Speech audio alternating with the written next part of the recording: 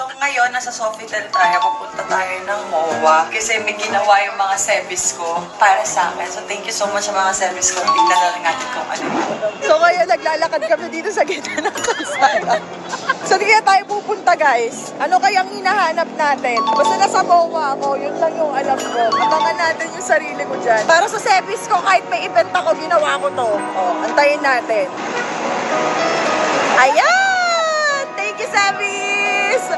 Dumaan talaga ako ng MOA para dyan.